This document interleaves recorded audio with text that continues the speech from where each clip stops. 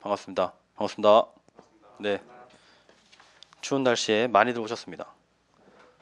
제가 지금 녹화하기 전에 잠시 이분들하고 얘기를 했었는데 되게 가식적인 것 같네요. 제가 생각해도 평상시대로 할게요. 그냥 평상시대로 하고 뭐 똑같습니다. 뭐 우리가 뭐 실강에서는 뭔가 다른 게 이루어질 것 같죠? 다 똑같아요. 여러분들한테 뭐 속이는 거 없고 그냥 있는 거 그대로 할 거고요.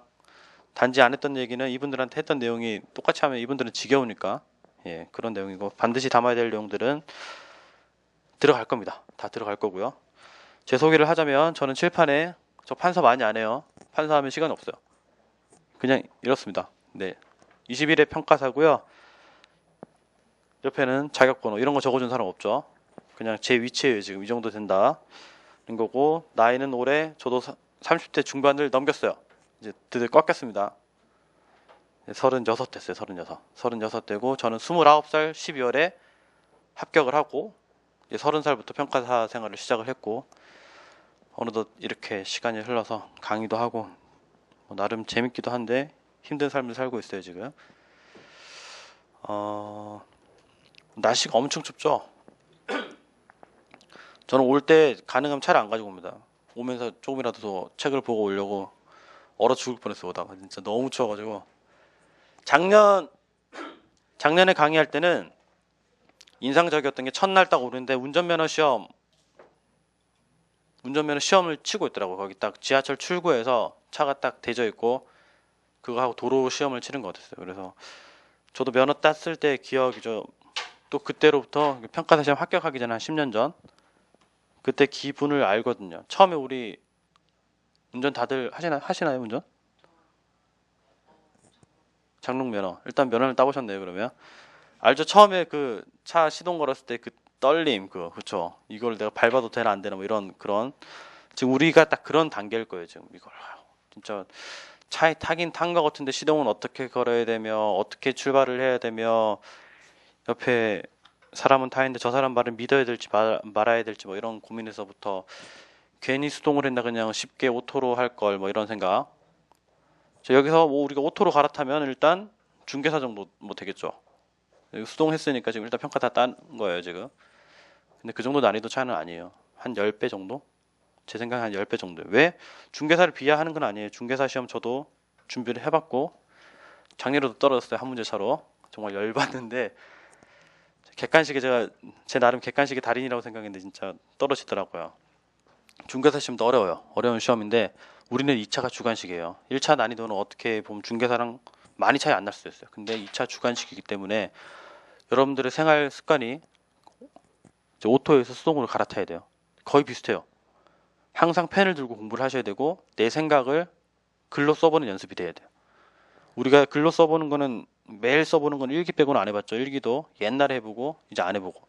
근데 글로 쓰는 내 생각을 얼마나 글로 잘 표현하는지가 당락하고 진짜 결정적으로 연관이 있어요. 특히 실무는 뭐 숫자도 절반 이상 들어가고 거의 실무는 한 80% 숫자죠. 풀어내니까 답안지에. 법은 다 글자 맞죠. 근데 법은 암기예요. 여러분 생각보다 암기에 가깝습니다. 법은 딱 루트가 정해져 있어요. 이 문제 나오면 이렇게 잡아서 이거 잡고 이거 잡아서 끝에 소결 뭐 결론을 내 생각 좀 더 못해서 써주면 돼요. 그래서 법은 어느 정도 패턴을 익히시면 암기예요. 암기이기 때문에 법규에서는 생각보다 고득점이 많아요. 제일 고득점이 많은 시험이 법규예요. 세 과목 중에서. 그래서 전략을 법규에서는 내가 고득점 간다라는 생각을 하셔야 돼요. 나는 이론 좀 잘하는 것 같아. 내 느낌이 괜찮아. 내 실무 좀 잘하는 것 같아. 느낌 괜찮아. 실무 이론은 절대 고득점 안 됩니다. 일단은 무조건 전략은 법규예요. 법규. 그러니까 법규 때 열심히 들으세요. 물론 실무도 이론도 열심히 듣는 거죠. 근데 이론이 가장 뜬구름 잡는 느낌일 거고 실무는 그나마 하는데 해도 안 되는 게 실무고 이론은 해도 안 되고 뭘 써야 될지도 모르겠고 제일 좀 막연하고 법은 가장 그래도 구체적입니다. 어떻게 생각하세요? 법대생 출신으로. 그렇죠? 특히 행정법은 더 그래요. 행정법 우리 전체를 다루는 건 아니죠. 행정법 중에서도 우리 보상법 관련된 것들, 그 다음에 감정평가사에 관한 법률 그런 거 위주에서만, 그 다음에 부동산 가격 공시법에서 우리 관련된 것들에서만 뭐 다루는 거고 그렇기 때문에 법은 반복하다 보면 내가 어떻게 써야겠다는 생각이 옵니다. 그런데요, 이론은 안 와요. 절대 안 오고, 실무도 처음에는 정말 어렵습니다. 그래서 실무는 많이 베껴봐라 그러죠. 실무는 문제집을 사놓고 10회독 하면서 문제를 계속 풀어요. 답안 보면서 써보고 쓰다 보면은 어느 정도 감이 와요. 이론은 도대체 뭘 써야 될지 모르겠어요. 이론도 써야 돼요. 그래서 내가 생각했던 것들을 글로 옮길 수 있어야 돼요. 어떻게 옮기냐고요? 목차화 시켜야 되고요. 잘 써야 돼요. 잘 쓴다는 말은 글씨도 잘 써야 돼요. 내가 정말 개 악필이다 그러면 글씨 고치세요. 내가 답을 썼는데 내가 올바른 생각을 내 생각을 전달하려고 했는데 채점자가 못 알아본다. 뭐 그것도 스킬이긴 한데 어느 정도 약간 못 알아보게 해서 약간 뭐 글자가 틀리거나 이 정도의 느낌을 주게 하면서 대충 흐릿흐릿 하면서 왠지 잘 쓴 것 같아. 그런 느낌을 주면 괜찮아요. 근데 정말 글씨 더럽게 못 쓰는데 내용도 없는 것 같다는 느낌을 주면 바로 까락입니다. 그러니까 글씨 연습도 하는 거예요. 그래서 우리가 막 펜도 엄청 민감하죠. 평생 지금 혹시 모나미 똥펜으로 지금 공부하려는 사람 정말 그런 마음을 고쳐 먹으시기 바랍니다. 모나미 똥펜으로는 글씨 절대 못 써요. 팔목 나갑니다. 진짜. 팔목 나간다는 말 모르시죠? 나중에 7월에 시험 치죠. 그러면 4, 5월에 6월에 사람들이 막 여러분 신림동 라이프도 들려주고 신림동 가면 이렇게 막 써요. 막 스터디 하죠. 막 써요. 보면 전부 다 파스 붙이고 있어요. 뭔지 알겠죠? 거의 여러분들은 거의 도트 프린터, 도트 프린터는 또 모르시죠? 잉크젯 프린터는 알지만 도트 프린터라고 들어봤어요? 옛날에? 도트 프린터라고 이 핀으로 이렇게 진짜 글씨를 다 썼던 프린터가 있어요. 진짜 칙 하면 찍찍 하면서 엄청 빨리 썼겠죠. 그런 느낌을 여러분 쓰시는 거예요. 잉크는 쫙 묻어 나오는 거고 레이저는 그냥 복사해서 딱 나오는 느낌이지만 도트는 다 썼다고. 그 정도 스피드는 안 되겠지만 그래도 여러분들이 다 쓰는 거예요. 필사가 엄청 빨라야 돼요. 그래서 신림동에서는 뭐 누구 백강 고시체 뭐 이렇게 해서 따로 책 사서 하시는 분들도 있고 어떻게 글씨 배우러 다니시는 분도 있어요. 참 더럽죠 진짜. 할 거 많죠. 글씨를 따로 배우러 다닐 필요까지는 없어요. 없는데 본인이 평상시에 글씨가 좀 안 예쁘다 그러면 공부하면서 글씨 쓰는 연습도 하시는 거예요. 이거 한번 따라 써봐야지. 뭐 이런 목차 한번 따라 써봐야지. 목차 내 한번 잡아봐야지 할 때 글씨를 예쁘게 쓰는 연습. 근데 너무 예쁘게 쓰다 보면 어떻게 돼요? 시간이 오래 걸려요. 그러니까 내가 시간 내에 쓸 수 있을 정도로 글씨를 잡아가야 돼요. 저도 진짜 최악필 중에 최악필. 저도 이렇게 글씨 못 쓰는 사람 제 글씨 봐도 짜증날 정도. 그런데 합격은 했어요. 어떻게? 합격은 했지만 저도 나름 열심히 노력을 했어요. 처음에 아까워서 샤프로 공부를 했다가 샤프심이 제일 싼 것 같아서 그러다가 집에 굴러다니는 볼펜들을 다 모아서 다 쓸 때까지 써보죠. 그래가지고 이거 아니다. 이거 수험생의 자세가 아니다. 그래서 유노크 볼펜 뭐 이런 거 사가지고 리필을 한 30개씩 사가지고 막 써봤어요. 쓰다가 또 어떻게 돼요? 플러스 펜이 좋아 보이는데 플러스 펜을 써봐요. 그래 일본의 사라사 펜이 좋아 보이면 사라사 펜을 또 써봐. 쓰다 보니까 이제 만년필 쓰는 사람이 눈에 들어오기 시작해요. 만년필 써봤더니 저는 만년필이 가장 맞았어요. 만년필이 비싸 보이지만 만년필 투자예요. 만년필도 L로 시작하는 브랜드 있어요. 4만 원, 5만 원대 뭐 저가에 가까운 모델인데 가성비가 좀 괜찮은 편이에요. 저도 그걸로 시험에 합격을 했었고 하다가 이제 연차가 쌓이면 만년필이 좀 고급화가 되죠. 사람들이 시험이 안 될수록 완전 펜이 저급화가 되든지 아니면 완전 고급화가 되든지 그래서 막 만년필 3, 40만 원짜리 쓰는 사람도 있어요. 막 어디 사인하러 뭐 계약서에 사인할 때 쓰는 만년필로 막 쓰는 사람도 있고요. 그런 건 총만 막 20만 원씩 하거든요. 별걸 다 하는 거예요. 내가 차를 바꿔보면 왠지 시험에 붙을 것 같고 그런 느낌인 거죠. 근데 만년필도 써보면 촉에 따라 느낌이 다 다르고 저는 글씨가 날아가는 글씨라서 만년필로 쓰니까 글씨가 안 날아가더라고요. 그래서 자기한테 맞는 펜 찾는 것도 중요합니다. 여자분들은 정말 글씨 또박또박 잘 쓰시는 분, 또박또박 쓰는데 엄청 빨리 쓰시는 분들은 그냥 일반적인 그냥 유성 볼펜으로 써도 합격할 정도의 글씨체가 나오기도 하고 그래요. 그 이제 또 집에 가면 또 볼펜 찾아보겠죠. 집에 있는 볼펜 다 모아놓고 한 번씩 써볼 거예요. 이제 이게 맞나 이게 저게 맞나 해보세요. 그것도 공부의 재미예요. 신림동은 문구사가 잘 됩니다. 왜 잘 되는 줄 알아요? 수험생들이 고시식당에서 밥을 먹고 나와서 펜 쇼핑을 가요. 가서 오늘은 저 펜 써보고 뭐 써보고 이렇게 해서 하나씩 사서 써다 보면 이게 맞네, 이게 나랑 맞네. 그래서 또 한참 쓰다가 이것도 아닌 것 같네, 또 바꿔 쓰고. 그래 저도 그렇게 해서 막 볼펜 리필심을 막 3, 40개 사놓고 결국 다 안 썼어요. 그러니까 처음부터 너무 펜값은 아끼지 말고 글씨 잘 읽는 연습도 하시면서 내 생각을 잘 전달하라고 했죠. 잘 전달하는 게 하나는 글씨였고 하나는 내용이죠. 내용도 이제 여러분들은 서술식으로 답안을 쓰시는 2차 수험생들이기 때문에 아무래도 좀 길게 쓰는 연습을 하셔야 돼요. 그렇다고 문단이 길어지면 절대 안 돼요. 한 문단은 적절한 두세 줄은 너무 짧고요. 한 세네 줄 정도에서 딱 끊어줘야 돼요. 그러니까 뭐뭐 그리고 뭐뭐 하는 바 뭐뭐 해서 뭐뭐 했을까 뭐 이렇게 해서 막 글씨 길어지면, 그렇게 한 문장이 길어지면 정말 여러분들 나중에 여러분들끼리 쓴 답안지도 비교해 보면 알 거예요. 정말 더럽게 기네. 한 문장 이만해요. 한 문장 이만한데 읽다 보면 무슨 말인지 모르는 거 있죠. 똑같아요. 채점자도 똑같이 느껴요. 얘는 뭘 말하려는 거지? 차라리 그럴 바에는 한 문장 무조건 한 줄에 끊어 쓰는 게 나을 수도 있어요. 근데 그걸 더 요약한 게 뭐죠? 목차예요. 목차. 목차는 좀 더 추상적인 개념이지만 목차를 잘 잡고 쓰면 출제자가 목차만 예뻐 보여도 목차를 보고 답안이 어느 정도 이해가 되면 그 사람한테는 점수가 후할 수밖에 없습니다. 그래서 여러분들 구체적으로 쓰는 연습도 해야 되지만 추상화하는 연습도 해야 돼요.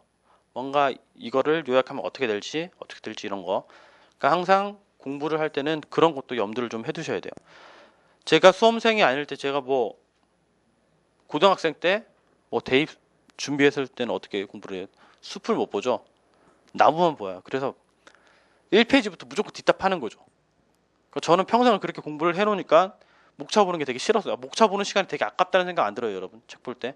목차를 왜 봐? 내용을 봐야지 빨리. 근데 수험생은 절대 그런 식으로 공부를 시작하면 안 돼요. 무조건 목차예요. 목차가 생활화가 돼야 돼요.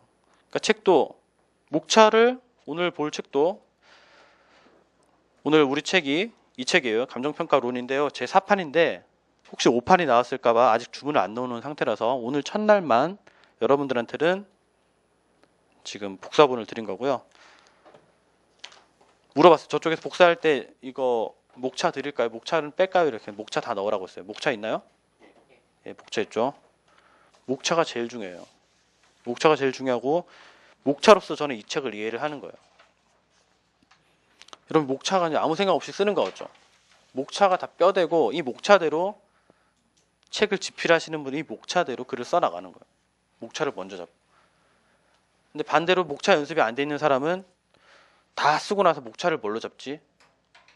글을 다 쓰고 나서 목차를 어떻게 쪼개지? 이렇게 생각하죠. 그렇게 되면은 글을 못 써요. 시간도 없고. 우리가 실제로 2차 시험장 가면 문제를 보자마자 목차를 써요. 주로 그 문제지에다 쓰죠. 이렇게 뭐 연필이든 뭐든 해서 막 써요. 대목차, 소목차, 막 목차를 거의 한 10분 정도 만에 잡아요. 한 문제에 10분이 아니라 전 문제에 대해서 한 10분. 그리고 나서 나머지 8, 90분을 갈겨요. 목차가 잡히면 글이 써지는 거예요. 근데 목차를 못 잡고 내가 막 써봐야지 하면 정말 막 떨어져야지라는 건 비슷한 거예요. 무조건 목차 20분 걸리는데 20분 더 잡아야 돼요. 나머지 글은 어떻게든 써져요. 그러니까 여러분들 목차랑 무조건 익숙해져야 돼요. 그렇게 목차가 익숙해지다 보면 뭐 전자제품 사용 설명서에 목차도 눈에 들어오고 하는 거예요. 그러니까 항상 숲을 먼저 보셔야 돼요. 그리고 내가 공부를 오늘 한다, 이 책을 읽는다 그러면 어디 부분을 내가 읽고 있는지를 주소를 파악하시는 거예요. 주소를 파악해야지 내가 무슨 공부를 할 수 있는지 알아요. 맨날 수능 공부하듯이 그냥 암기 과목 공부하듯이 공부를 하다 보면 이제 내가 뭘 하고 있는지 절대 주소 못 찾습니다. 책이 지금 이거 한 권인데도 이렇게 두꺼워요. 그렇죠? 이런 책, 이거 우리가 흔히 말하는 교수님들 기본서라고 불러요. 뭐 교과서 기본서라고. 이런 책 여러분들 이론 공부하면서 한 3-4권 읽어야 돼요. 3-4권을 한 번 읽을까요? 보통 5회독 정도는 해야 돼요. 웬만하면 5회독 정도 하게 돼 있어요. 5회독 정도를 하면서 내 거를 만들어가는 거예요. 엄청 내용 많죠. 그러다 보니까 사람들이 목차 읽을 시간이 없어요. 막 보잖아요. 저는 차를 읽기 싫으면 목차를 볼 겁니다. 목차를 보면 뭐가 중요하고 어떤 내용을 더 봐야 될지 알 수 있어요. 제가 처음에 공부할 때 안정근 교수님의 안정근 교수님 뭐 제 4판인데 책 제목도 기억이 안 나요. 나름 그때 저 공부할 때는 뭐 트렌드가 있어요. 요새 우리가 평가사 공부를 할 때도 미국식이 있고 일본식이 있어요. 미국식, 일본식은 뭐 되게 국제화적이네 이런데 사실 우리 이론들이 미국에서 건너오고 일본에서 건너왔기 때문이에요. 우리나라는 그래도 일본 쪽이 좀 가까워요. 좀 가까운 편이고. 근데 이제 안정근 교수님이 책 만들고 이렇게 외국에서 공부하고 들어오면서 책을 찍어냈는데 거기서 출제위원 들어갔나 봐요. 거기서 엄청 나왔어요. 그래서 그 책을 사람들이 다 보기 시작했어요. 보다 죽을 뻔했어요. 목차 따위는 안 보고 진짜 그 내용만 봤는데 하나도 이해 안 되더라고. 나 그래도 대학 정도 나왔으면 이 정도 읽으면 이해가 되겠지 했는데 이해가 안 돼. 이해가 안 되고 다 중요한 줄 알고 다 봐요. 막 다 보죠. 다 외우다시피 막 하려고 하니까 1회독만 끝내려는 생각으로. 절대 그런 거 없습니다. 교과서는요, 다독이 중요해요. 다독이 중요하고 첫 회독은 그냥 읽으세요. 이해가 되든 안 되든. 이거 중요한 것 같아. 두 번째 보죠. 하나도 안 중요해요. 세 번째 보면 더 안 중요해요. 그러니까 책을 볼 때는 무조건 그냥 처음에는 목차 한번 보시고 쑥 훑어서 그냥 읽으시는 거예요.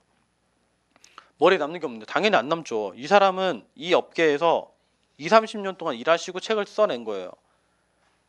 동화책이 아니라고. 이거는 그냥 이론서예요. 절대 한 번만에 이해 안 됩니다. 그러면 여러분들 2번, 3번, 4번, 5번 보시는 거예요. 근데 되게 놀라운 건 볼 때마다 느낌이 다르고 볼 때마다 내가 건져야 될 게 달라요. 차라리 제가 21회잖아요. 저는 4년 차에 합격을 했어요. 4년 차, 이제 연차라는 말도 좀 익숙해져야 되는데 시험 4번 보면 4년 차예요. 2차 시험 4번 봤으니까 4년 차라고. 저 때 2년 차가 수석 합격했어요. 제 친구인데 2년 만에 합격을 했어요. 걔 공부 스타일이 이론서를 괜찮나요 소리? 지직거리는 거? 이론서를 계속 파요. 계속 봤어요. 걔는 신림동에 안 살고 서울에 살면서도 집에서 출퇴근을 하는데 대중교통을 이용할 때 계속 책을 보더라고요. 그 책이 밑줄 하나도 안 꺼져 있는데 책이 좀 되게 손때 많이 드는데 저는 4년을 공부했는데 책에 손때라고는 진짜 없었어요. 정말 나는 책을 깨끗이 보는 건 자부심이 필요 없는데 진짜 열심히 보는 애들은 정말 이렇게 딱 보면 흔적이 있어요. 이렇게. 그렇게 많이 보던 애가 2년 만에 합격을 하더라고. 다독이 중요합니다. 다독이. 책을 한 번 보면 다시는 보기 싫어하시는 분들 있죠. 내용 다 아는데 영화도 한 번 보고 다시는 안 보겠다라는 생각을 하시는 분들이 있어요. 이 시험은 절대 한 번만에 이해가 안 돼요. 안 되기 때문에 저도 4년 차 만에 붙었을 때 책을 봤을 때 어떤 느낌이었냐면 진짜 제가 처음 봤을 때랑 합격하던 해 책을 봤을 때 교과서 느낌이 완전 달랐어요. 그럼 4년 동안 봐야지 느낌이 달라지는 거 아니에요? 그거 아니라고요. 많이 보면 달라지는 거예요. 많이 보면 그리고 이 책도 보고 저 책도 보고 한 2-3권 정도 같이 보다 보면 와요 감이. 그냥 믿고 일단은 그렇게 해보시는 거예요. 제가 일단 우리 흔히 말하는 수험계 서브라는 책 알아요? 서브 노트 할 때 서브. 그러니까 수험계 책들은 짜집기 책들이 많아요. 이런 교수님들 책을 많이 여러 권 그리고 논문들 여러 권 다 담아가지고 되게 보기는 편할 수 있죠. 일단 목차도 다 잡혀 있고 목차도 앞에 딱 목차 딱 해서 보여주는 그런 책들이 있어요. 근데 그런 책 가지고는 여러분들이 이해가 안 될 거예요, 진짜. 처음부터 서브 형식으로 된 책을 가지고는 절대 공부에 깊이가 없어요. 처음에는 무조건 교과서로 시작하는 게 맞습니다. 교과서가 근데 어때요? 이론이라는 게 뭐죠? 이론이 말 그대로 이론이에요. 이론이 정리가 되면 뭐가 되는 줄 알아요? 법이 되는 거예요, 법. 가장 확실한 것들이 법이 되는 거죠. 그래야지 국민들이 지키는 거고. 여러분들은 평가를 할 때 법대로 평가하게 돼 있어요. 이론대로 평가하지 못해요. 이론은 그냥 평가를 할 때 도움을 줄 뿐이지 법대로 평가하게 돼 있어요. 그래서 우리가 감정평가에 관한 규칙이라는 것도 있고요. 거기에 따라서 무조건 평가를 하게 돼 있습니다. 어떤 사람이 나한테 평가 의뢰를 했는데 내 느낌상 얘는 15억이야. 15억이야.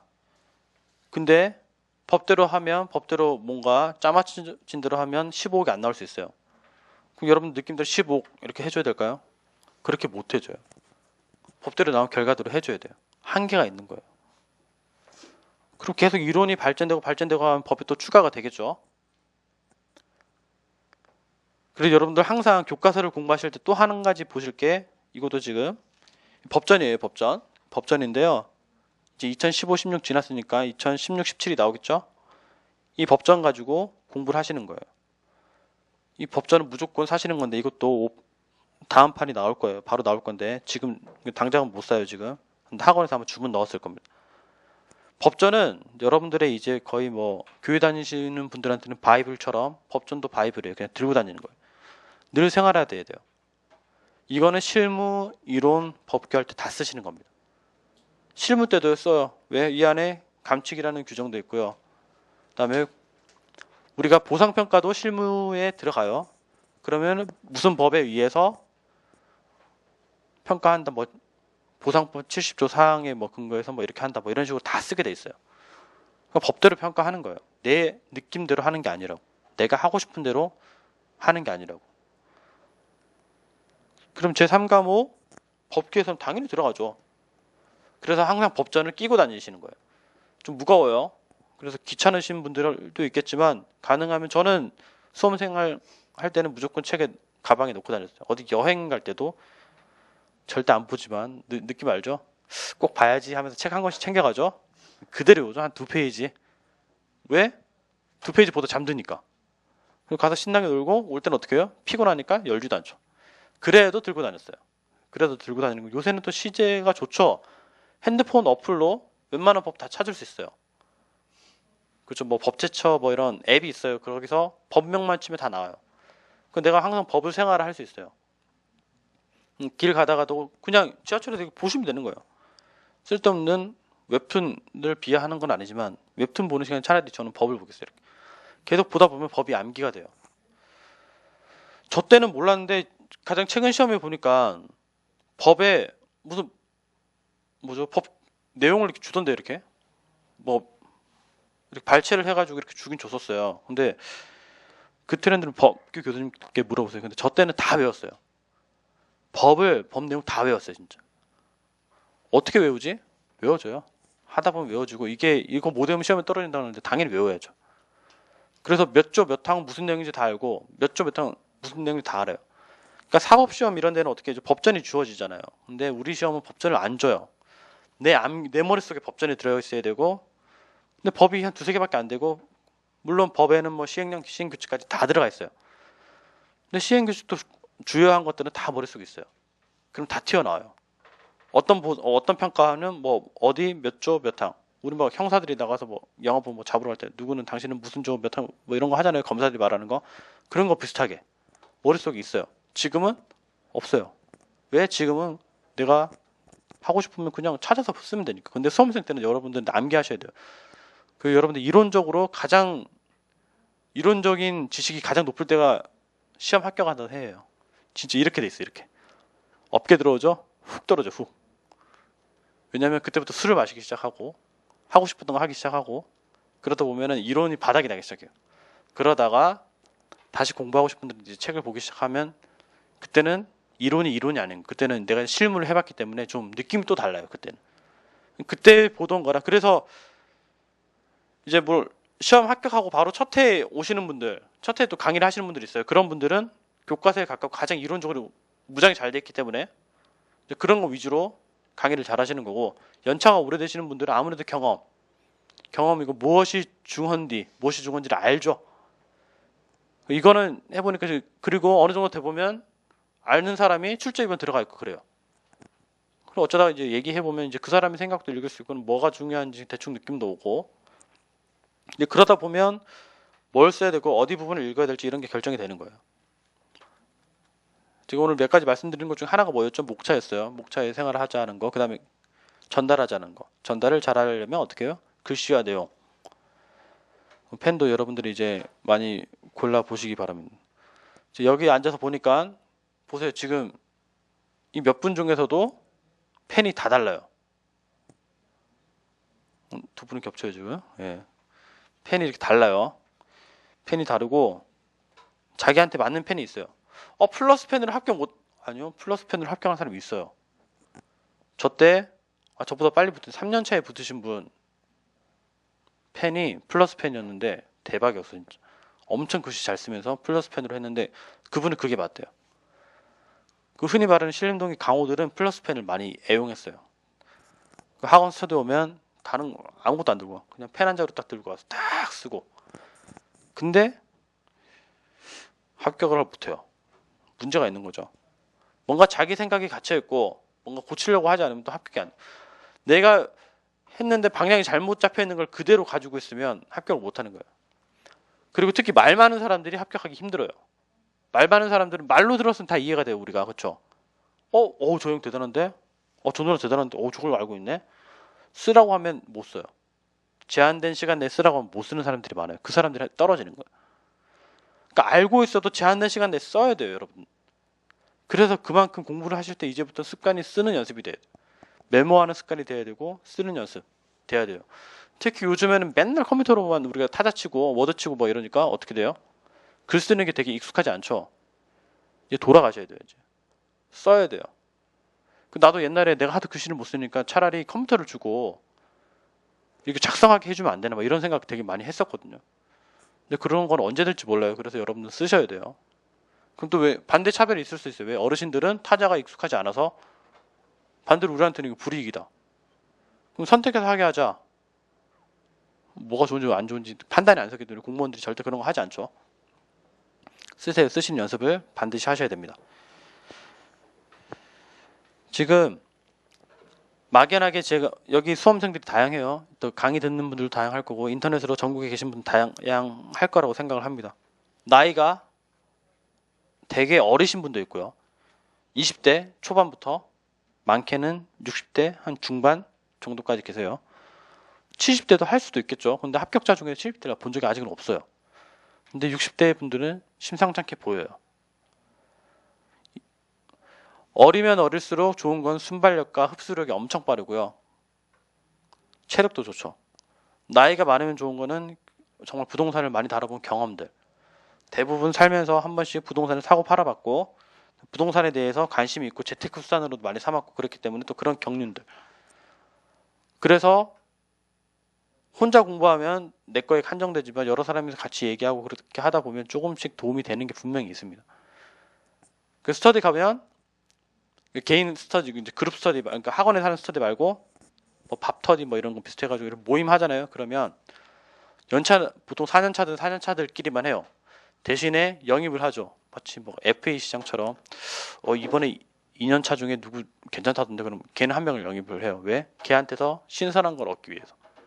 걔의 순발력과 뭔가 이런 걸 얻기 위해서. 그럼 그 2년차는 또 4년차들한테 배우는 게 분명히 있겠죠. 그들의 오랜 수험 생활의 노하우와. 근데 그거는 배워서 좋을 게 별로 없어요. 아무튼 그 사람들이 가지고 있는 것들. 그렇게 해서 2년 4년차가 같이 동시에 합격하는 스터디도 많고 스터디가 잘 되면 한 스터디 4명이었는데 3명씩 붙고 막 그래요. 엄청난 합격률이죠. 75%예요. 그 스터디가. 그런 대박나는 스터디가 있고 정말 스터디 잘못 모으면 다 떨어져요. 그건 거의 술 모임이죠. 술 모임. 공부했으니까 오늘 술 한잔 할까 이렇게 하고 월요일이니까 술 한잔하고 화요일 하루 쉬고 수요일 술 한잔하고 그다음에 주말에 스터디 있으니까 쉬었다가 스터디 끝나고 만나자로 토요일에 또 술 한잔하고 이러다 보면 또 장수의 지름길이 되는 거예요. 주위 생활을 깔끔하게 정리하실 필요가 있습니다. 이제 여러분들 수험계에 들어왔어요. 수험계에 들어왔기 때문에 어떻게 해요? 직장인도 계실 거고 뭐 전업 학생도 계실 거고 그다음에 전업 수험생도 계실 거예요. 정말 이제 생활을 좀 단절해야 돼요. 합격을 하실 거면 대충 해도 되겠지라는 생각 절대 하지 마세요. 절대 대충은 없습니다. 이 시험이 제가 보기에는 45도 어려운 시험일 수 있어요. 합격률에서는. 그런 시험이 들어왔으면 여러분들은 과감하게 쳐낼 건 쳐내셔야 돼요. 모든 경조사를 다 챙기고 모든 모임과 모든 건 다 챙기죠? 그만큼 수험 생활 길어지는 겁니다. 그러니까 최대한 생활을 깔끔하게 하시고 그다음에 나는 하루에 몇 시간 정도는 공부를 하겠다. 특히 직장인 분들은 내가 진짜 하루에 몇 시간은 무조건 공부하겠다는 생각 하셔야 돼요. 하다가 내가 정말 이제 합격을 할 것 같고 정말 올해 이렇게 하면 될 것 같다면 과감하게 직장도 한번 때려쳐보는 그런 용기도 필요할 수 있어요. 당장 생활을 어떻게 하지? 되게 고민되죠. 이제 벌던 수입이 없어지면 그것까지 제가 책임을 못 드리겠습니다. 아무튼 근데 이제 여러분들은 수험생의 직업이에요. 직업인데 대충 할 수 없죠. 그러니까 열심히 한다는 생각을 하시고요. 지금 우리가 오전에 잠시 그 사정으로 약간 늦게 시작해서 딱 10시 한 5분 정도까지 하고 쉬도록 할게요. 우리는 오늘 9시부터 12시까지 수업이고요. 오늘 첫날이라서 그렇게 힘들게 하지는 않을 거예요. 자, 평가 이론을 공부할 때 여러분들 중요한 건, 그러니까 제일 나올 확률이 높은 내용들은 집약되어 있어요, 어딘가에. 근데 그것들을 잘 쓰고 깊게 글을 쓰기 위해서 교과서를 읽는 거예요. 작년에는 주로 법전이랑 우리가 법에 명시된 것들 위주로 했었는데, 올해는 이론서랑 법전을 좀 병행을 하려고 해요, 지금. 뭐 다 일장일단이 있는데요. 일단 우리가 평가 이론이 집약된 법이 된다 그랬죠. 가장 깔끔하게 정리된 게 법이에요. 이론에서 다루기 힘든 것들은 법제화되지 않아요. 그렇죠? 그래서 우리 법은 최근까지 우리가 법이 어떤 법이었는지 알아요. 이런 역사 정도는 알고 있어야 돼요. 우리가 특히 2차 시험하고 관련된 법은 부동산 가격 공시 및 감정평가에 관한 법률이라는 게 있었어요. 근데 그 법이 두 개로 쪼개졌어요. 이렇게 쪼개져서 하나는 감정평가 및 감정평가사에 관한 법률. 우리 평가사잖아요. 평가사라는 이름으로 된 법이 없었어요. 근데 작년에 생겼어요. 그래서 감정평가 및 감정평가사에 관한 법률, 이거는 1차 과목에도 들어가요. 그 다음에 부동산 가격 공시에 관한 법률이 또 있어요. 그 두 법이 쪼개진 거예요. 그 내용은 크게 달라지지 않았어. 일단 그 법이 있고요. 그리고 이 두 법이랑 그다음에 이 법에 근거해서 만들어진 게 뭐 시행령 시행규칙 당연한 거고, 가장 중요한 거, 우리 특히 이론의 집대성이죠. 우리 감정평가 이론의 집대성이 뭐죠? 감정평가에 관한 규칙이라는 게 있어요. 뭔가 규칙이라니까 되게 안 중요한 것처럼 보이지만 이게 법이에요, 법. 법적 효력이 있고요. 이거대로 안 하면 여러분 난리 납니다. 그래서 감정평가에 관한 규칙을 여러분들이 달달달 거의 외우고 있어야 돼요. 몇 조는 뭐다, 몇 조는 뭐다 당연히 나오는 거고. 이게 다 법전에 있는 내용이고요. 그런 게 있어요? 있어요. 네이버에 감정평가에 관한 규칙을 치면 바로 나옵니다. 가장 최상단에 있는 거 그거 쳐서 들어가면 그게 감정평가에 관한 규칙이에요. 그리고 저 때는 없었지만 이것도 어떻게 보면 최근 이야기죠. 감정평가 실무 기준이라고 있어요. 이제 감정평가에 관한 규칙, 감칙, 줄여서 감칙이라고 해요. 수험생뿐만 아니라 모든 사람들이 감칙이라고 써요. 감정평가에 관한 규칙을 감칙이라고 부르고, 감칙에서 좀 더 구체화된 게 감정평가 실무 기준이에요. 우리가 회계에서도 뭐 회계 기준서 있듯이 우리도 실무 기준서가 있어요. 걔는 감칙보다는 내용이 좀 많겠죠. 걔는 몇 조 몇 항 이런 거 외우는 거 아니에요. 그냥 풀로 읽으시는 건데, 그게 어때요? 그게 좀 더 이제 또 내용이 보태지면 감정평가 실무 기준 해설서가 있어요. 해설서는 총 2권으로 되어 있는데 1권, 2권 해서 한 두께가 또 한 이 정도 돼요. 한 이 정도 되는데 여러분 당연히 읽으셔야 돼요. 그것도 다 회독이 돼도. 이제 거기서 좀 더 내용이 많아지면 바로 이런 교과서예요. 교수님들 책 2권 양장본으로 된 거, 이런 거 들고 다니기도 힘든, 2권 들면 손목 나가는 그런. 그러니까 공부 방향을 어떻게 잡아야 될까요? 제가 추천하는 거는, 저는 사실 제 개인적인 생각은 작은 거에서부터 점차 확대되는 게 맞아요. 확대되는 게 맞는데, 이런 이론서를 읽으라는 이유는 지금부터 안 읽으면 읽을 시간도 없어요. 그러니까 같이 병행을 하는 거예요. 근데 병행이라고 했어요, 분명히. 하나만 독자적으로 나가는 게 아니에요. 법전 여러분들 보셔야 돼요. 그러니까 감축이 어느 정도 내가 이제 정리가 됐다.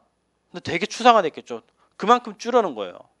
많이 줄여놨기 때문에 읽으면 뭐지? 감축 읽어보세요. 뭔 말이지? 하나도 몰라. 감축을 잘 모르겠으면 어떻게 해요? 감정평가 실무 기준을 읽어보는 거예요. 실무 기준을 읽으면 어느 정도 약간 이해되는 것 같아. 근데 잘 모르겠어. 그럼 어떻게 돼요? 감정평가 실무 기준 해설서를 읽는 거죠. 해설서까지 읽었는데 해설서도 뭔가 집약이 되어 있는 것 같으니까 좀 더 보면 이제 교과서 들인 거죠. 근데 교과서는 좀 더 추상적이에요. 근데 교과서는 왜 봐야 될까요? 이분들이 출제위원급이고 실제적으로 출제를 했던 분들이에요. 이런 사람들의 글쓰기는 이런 느낌이라고. 그럼 교과서대로 다, 근데 이렇게 글을 많이 쓰면 답안지 채우지도 못해요. 근데 어느 정도 하면 쌓이는 게 있어요. 뭔가 느낌이라는 게 오고. 그래서 얘네들을 다 봐야 되는 거예요. 많죠? 엄청 많은 거예요. 이론이라는 한 과목에 보아야 될 것들이 이렇게 많은 거죠. 근데 한 번 봐서 객관식처럼 한 번 봐서 끝나는 게 아니고 뭐라고요? 계속 봐서 여러분들이 축적을 해야 되는 거. 이제 어느 정도 감이 잡히시나요? 여러분들은 이제 정말 직업이에요, 직업. 앉아서 하시는 거예요.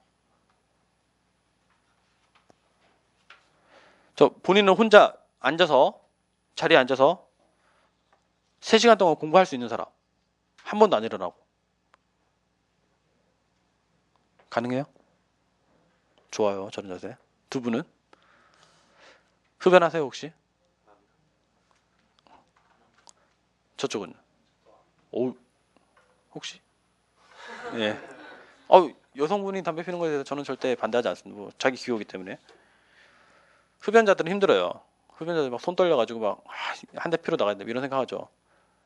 근데 우리가 독서실을 가봐도 오래 앉아 있다고 좋은 건 아니에요. 무조건 좋은 건 아닌데 집중력 있게 오래 공부할 수 있으면 좋은 거예요. 그러니까 한 번 앉으면 우리가 왜요? 시험 100분이에요.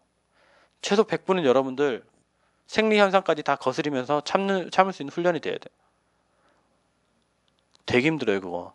생각보다 힘들고 저는 1차 시험 첫 해 1차 시험 칠 때 너무 긴장을 해서 진짜 소변이 안 참아졌어요. 근데 실제로 가면 화장실 가면 소변이 나온 것도 아니에요. 그런 거 알죠? 심리적으로 이런 거 압박. 그리고 병원 갔는데 아무 문제 없다고. 진짜 시험 끝나고 그 다음날부터 아무 문제 없었어요. 딱 시험 당일까지만 그런 느낌. 그런 것도 훈련이 필요해요. 여러분 막 되게 긴장하다 보면 되게 화장실 가고 싶은 막 그런 마음 있잖아요. 그것도 해봐야지 알아요.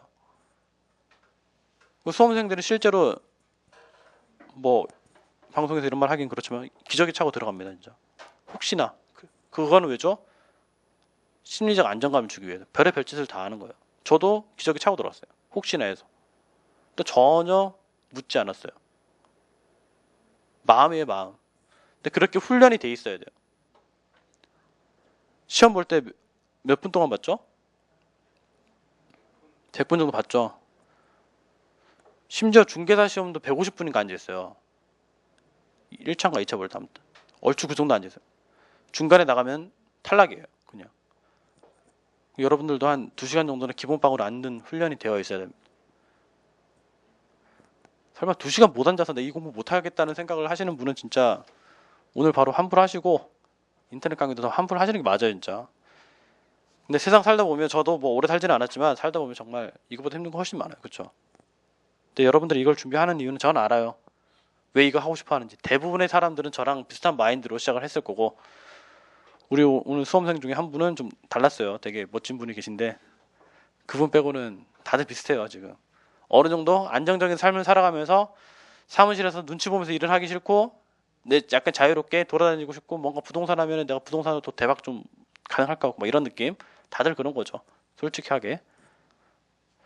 그렇습니다. 그래서 일단은 첫 시간은 그런 내용이었어요. 뭐 두 번째 시간부터 도도도 될 수 있고 책도 보면서 뭐 제 수험 경험도 같이 얘기하면서 오늘은 너무 무겁게 하진 않겠어요. 일단은 한 10분 정도 쉬었다가 다시 뵙겠습니다.